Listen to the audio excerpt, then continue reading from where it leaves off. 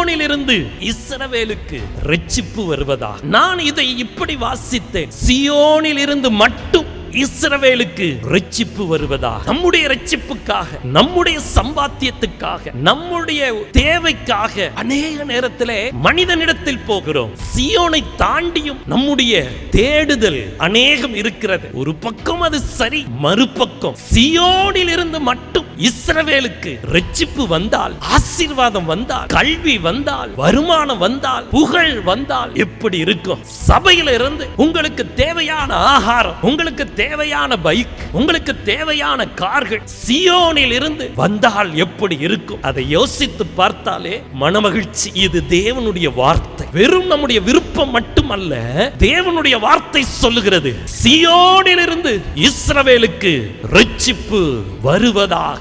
சியோனிலே தேவன் நமக்கு சகல ஆசீர்வாதங்களையும் வைத்திருக்கிறார். நாம் அலைந்து திரிய தேவையில்லை. ஏனென்றால் சியோனின் மகாராஜா அவருடைய பரிசுத்த ஸ்தலத்திலே நமக்கு ஒத்தாசை அனுப்புகிறார். சியோனில் இருந்து நம்மை ஆதரிக்கிறார். இந்த சியோனில் இருந்து உங்களுக்கு ஆதரவு, சியோனில் இருந்து இரட்சிப்பு, சியோனில் இருந்து மீட்பு, சியோனில் இருந்து உதவி தேவன் கட்டளையிடுகிறார். சியோனில் இருந்து வேதம், சியோனில் இருந்து கர்த்தருடைய வசனம் வெளிப்படும். ஆலோசனை, வார்த்தைகள், வாக்குத்தத்தங்கள், எச்சரிப்புகள், ஆலோசனைகள், ரிசர்ச் பண்ணப்பட்ட பரலோக தேவனுடைய வெளிப்பாடுகள். ஒரு டாக்டரேட் ஒருத்தர் பண்ணி முடிக்கணும்னா அவர் ஒரு காரியத்தை ரிசர்ச் பண்ணணும். கடைசியில தன்னுடைய ஆராய்ச்சிகளை ஒரு கட்டுரையாக வெளியிடுவார். அவர் வெளியிடும் போது உலகம் அந்த கண்டுபிடிப்புகளை அறிந்து கொள்ளும். அதை அறிந்து கொண்டு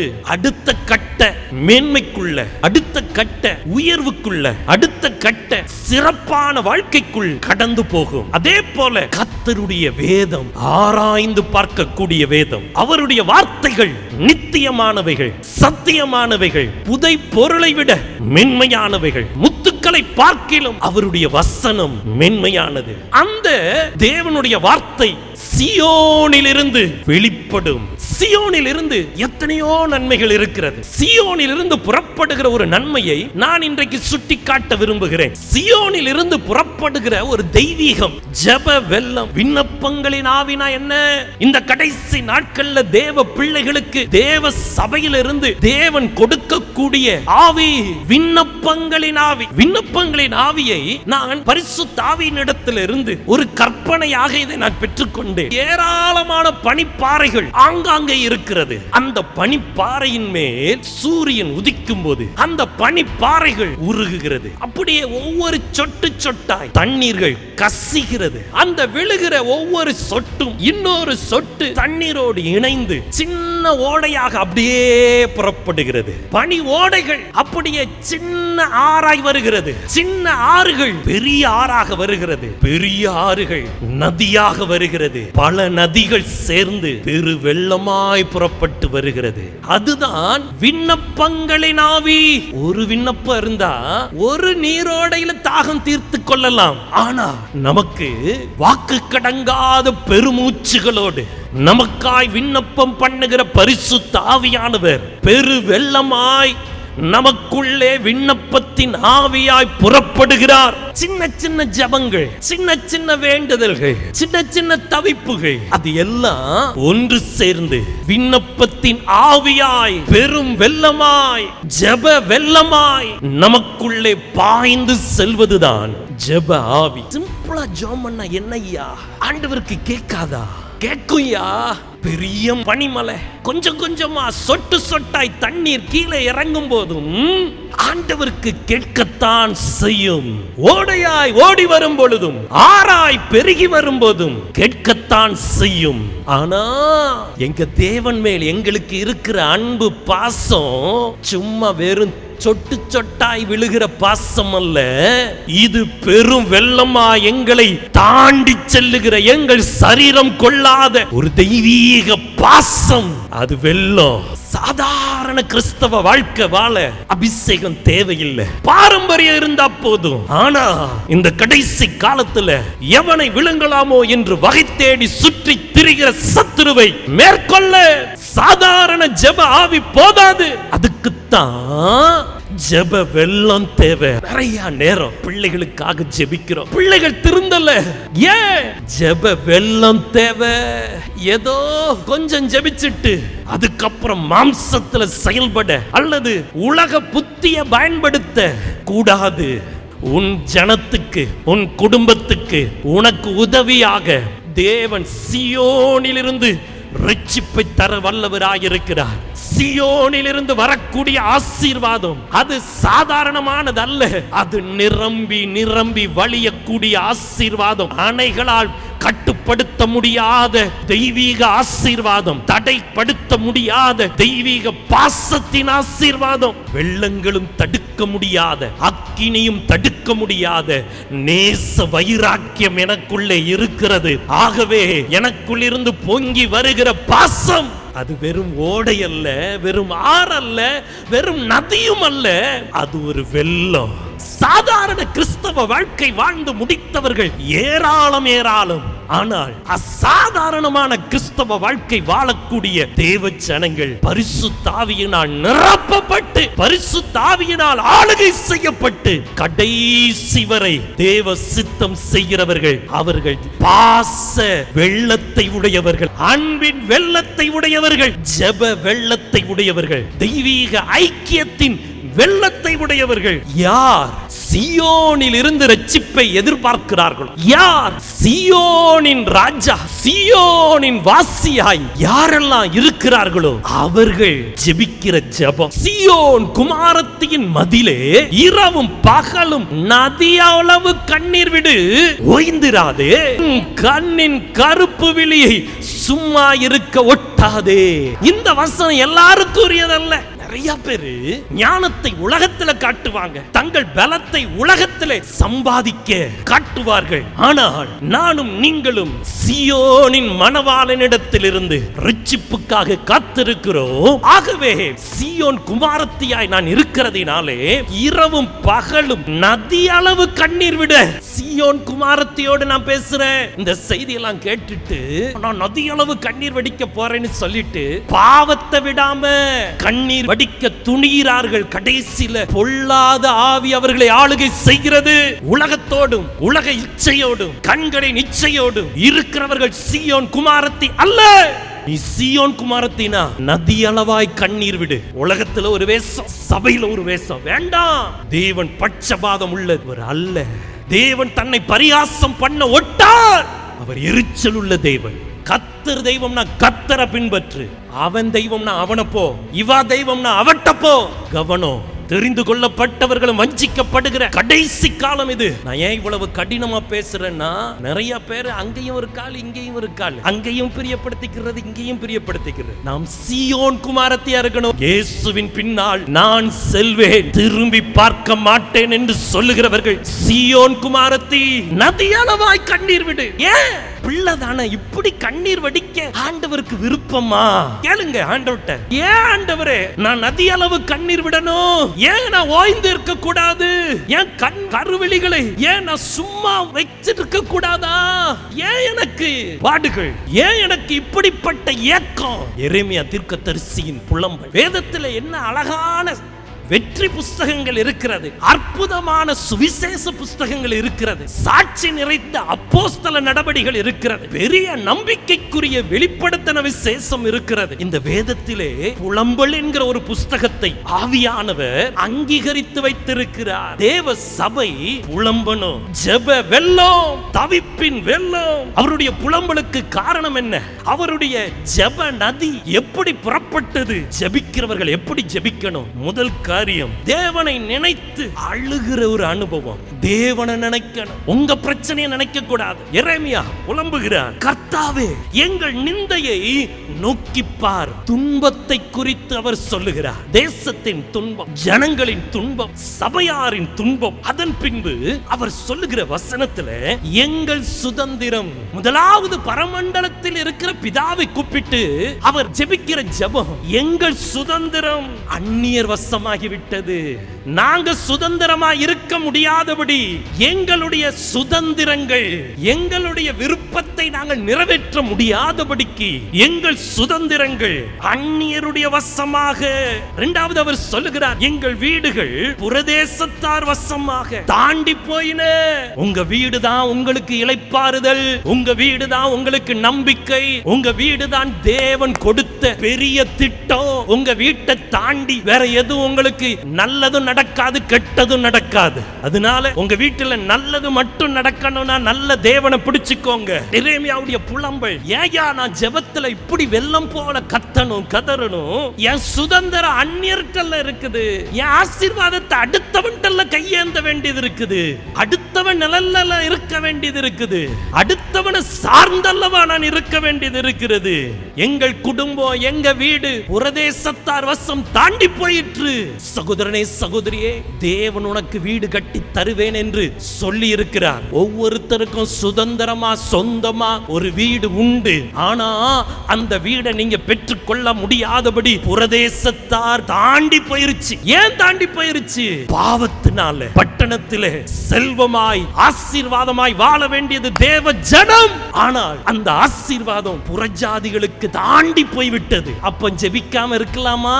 தேவ ஜனம் போராடி ஜெயிக்கணும். ஜெப வெள்ளம் நமக்கு தேவை. திக்கற்றவர்களானார்கள். ஏன்? தாயினால.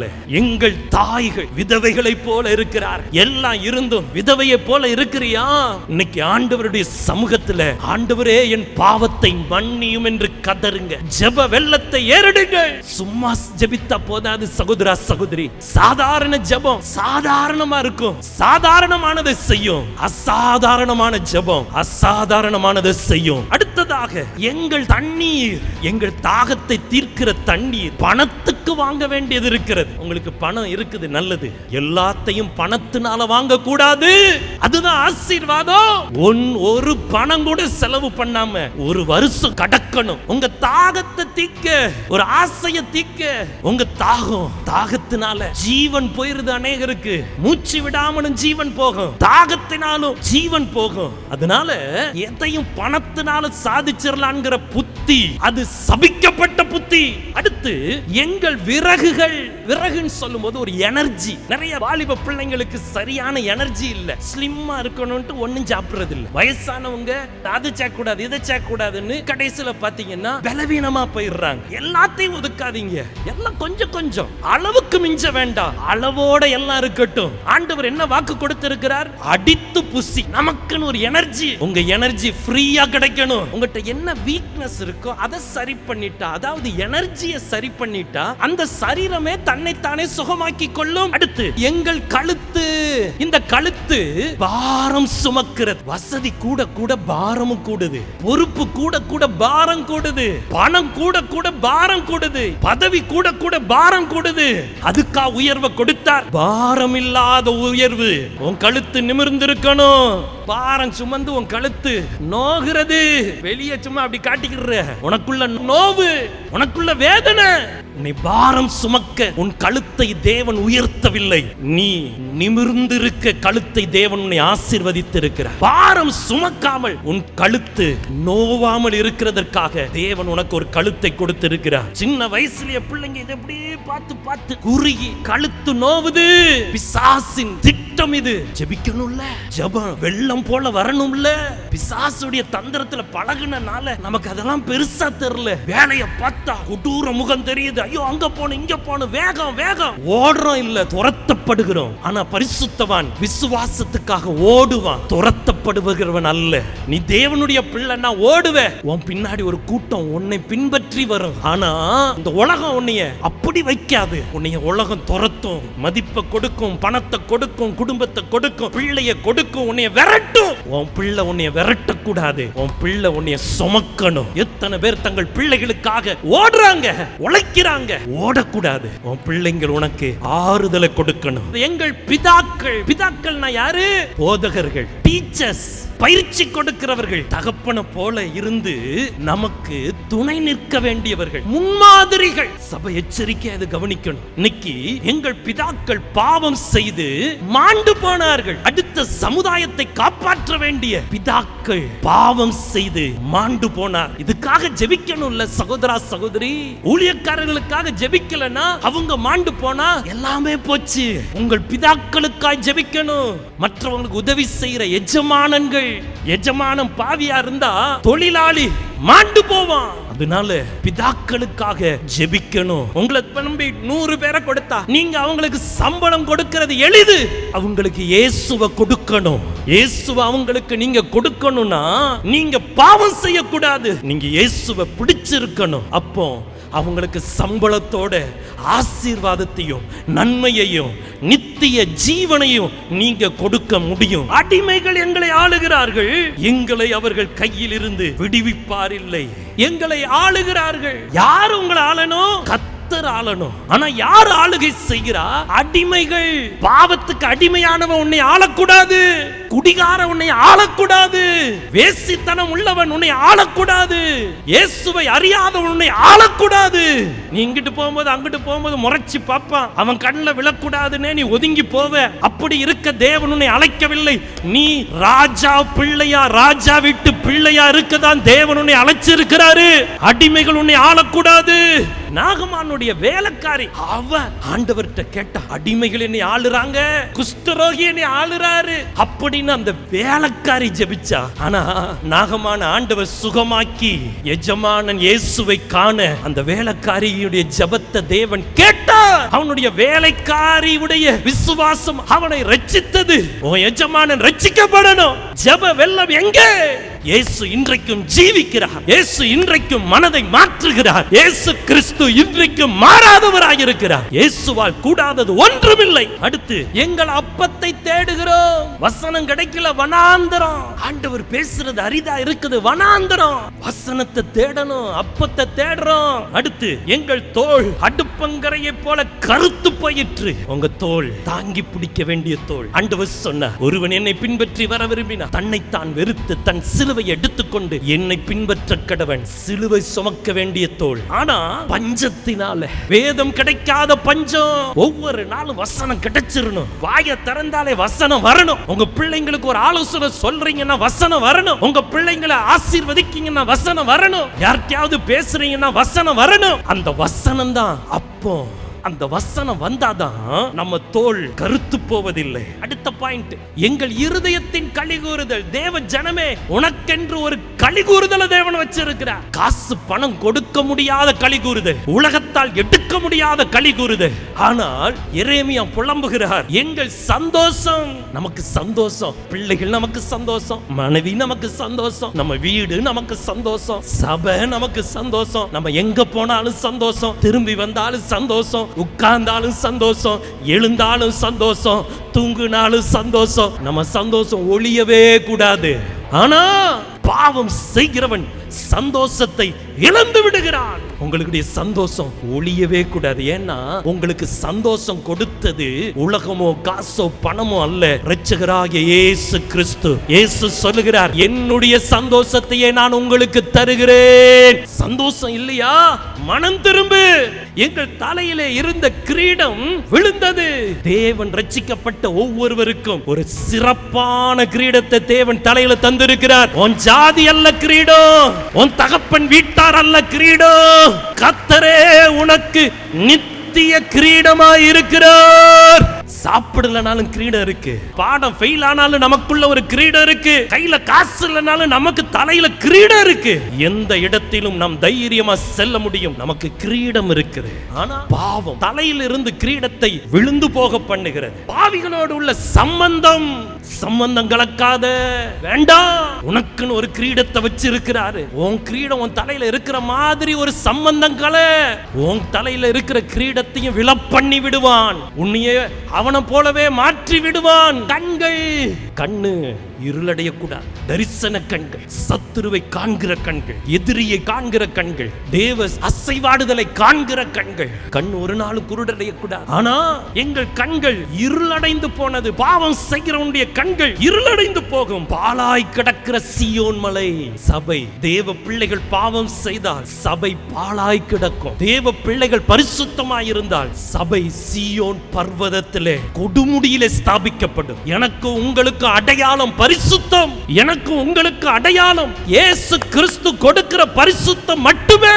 அதனாலதான் தேவ சபை பரிசுத்தமா இருக்கணும். ஜெபத்துல மூன்றாவது நாம செய்ய வேண்டியது, நாங்கள் பாவம் செய்தோம். சகோதரா சகோதரி, தவறு வரும், பலவீனம் வரும், சில நேரத்துல மயக்கம் வந்துரும், சில நேரத்துல தடுமாற்றம் வந்துரும். தப்பு இல்ல, பாவிகளின் இரட்சகர் இயேசு உண்டு. ஆனா ஆண்டுட்ட கேட்கணும், நான் பாவம் செய்தேன்னு ஒத்துக்கிட. உன் பாவத்தை மறைத்தால் வாழ்வடைய மாட்டாய். அவர்களை அறிக்கை செய்து விட்டு விட்டால் இரக்கம் பெறுவாய். சகோதரனே சகோதரி, உன் பாவம் தேவனை விட்டு உன்னை பிரிக்குதா? உன் நன்மைகள் எல்லாம் தெருவுல கிடக்குதா? உன்னுடைய ஆசீர்வாதம் எல்லாம் உன்னை தாண்டி போயிருச்சா? இன்னைக்கு இயேசுவிடத்திலே வா. ஐயோ, நாங்கள் பாவம் செய்தோம் என்று இயேசுவிடத்தில் ஜெபிக்க இங்கே யார் உண்டு? என்னில் பாவம் இல்லை என்று சொல்வோமானால் நம்மை நாமே வஞ்சிக்கிறவர்களாயிருப்போம். இந்த சத்தியம் நமக்குள் இல்லை என்கிறதற்கு அதுதான் அடையாளம். நான் ஒரு பாவி என்று சொல்லி இயேசுவிடத்தில் ஒப்பு கொடுக்க யார் உண்டு? நான்காவது காரியம், கர்த்தாவே நீர் என்றென்றைக்கும் இருக்கிறீர். உம்முடைய சிங்காசனம் தலைமுறை தலைமுறைக்கும் நிற்கும். என்னைக்கும் நீங்க தான் ஆண்டவரே. என்னைக்கும் உங்க சித்தம் தான் நடக்கும் ஆண்டவரே. நான் ஓடலாம் சாடலாம், என்னன்னாலும் பண்ணலாம், கடைசியில நீங்க என்ன நினைக்கிறீங்களோ அதுதான் எனக்கு நடக்கும். அதனால நான் ஓடவும் வேண்டாம் சாடவும் வேண்டாம், உங்க சித்தமாக கடவுதுன்னு கையை உயர்த்தி உங்களுக்கு முன்னாடி நான் நின்னுட்டா போதும், உங்க விருப்பம் எல்லாம் என் வாழ்க்கையில நடந்துரும்னு ஒப்பு கொடுக்கணும். பலத்தினாலும் அல்ல, பராக்கிரமத்தினாலும் அல்ல, உன்கிட்ட இருக்கிற காசினாலும் உன் அறிவினாலும் அல்ல.